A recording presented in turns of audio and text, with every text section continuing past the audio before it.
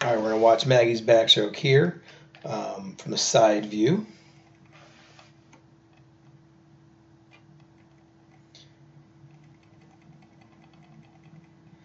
So as you're exiting the water on the right side, you can kind of see that wrist is bent a little bit. And the other thing, you can't tell as much from this, but you kind of go out to the side on that backstroke. You really have to make sure that your hand is going straight over. You can see that wrist is bent the entire time, and because of the way that you bend that wrist, and it's not as easily told by here. You're going to see another video later, if you haven't watched it already, where you're from the side or from the front view, where you kind of see how your hand kind of crosses over. You've got to make sure that right hand specifically comes straight up, thumb out, and then turns to that pinky and goes straight in. You've got to make sure you're not kind of crossing over your body, which I've seen you do from time to time here on these videos. Left hand looks great. You do an excellent job right here of turning to your pinky pretty early. You come out with your thumb, and then you're turning your pinky. By the time you get to the top of that stroke, you're already on that pinky side. And it's a great catch on that left side. Head position also looks great. You're nice and still. Your eyes are straight up. I don't see your head move at all, Maggie. And when we're swimming backstroke, one of the key components that a lot of people do incorrectly is they move their head too much. You don't move your head at all. That's great. Good job of getting that hand entering and that other hand getting ready to come out, so you really don't have a whole lot of dead time. That looks great.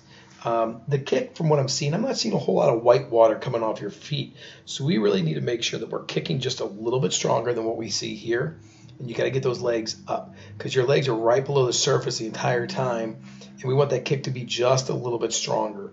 You have fast legs, right? But they're just a little bit too deep. Nice catch out here. Turning over nice and early. That looks great. You're able to get a good strong pull all the way into that turn. Hands hit your hips, and that comes over really, really quickly. I like how your feet are separated just slightly. I mean, that's great. Really, you get a lot more strength and power coming off the wall when those feet are separated like that. And that looks great. I mean, you can see right here, your ankles aren't together. They're moving together, but you've got enough separation there. They're almost shoulder width apart, which is exactly what we want to see, Maggie. That looks outstanding. Now here, you can see you've got a nice body line in that water. Your legs are pointing to those toes. You have a good long streamline. That's perfect. Okay, we really, really, really like that. Well past the flags. First stroke. All right, so we've got to really work. Let me rewind this a little bit more.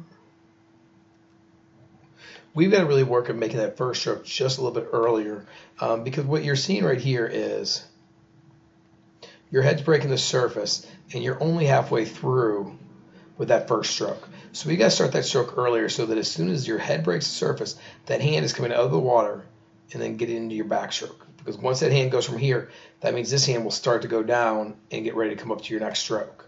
All right, so let's work on the breakout, getting a little bit earlier. And as I said on the underwater, go a little bit deeper.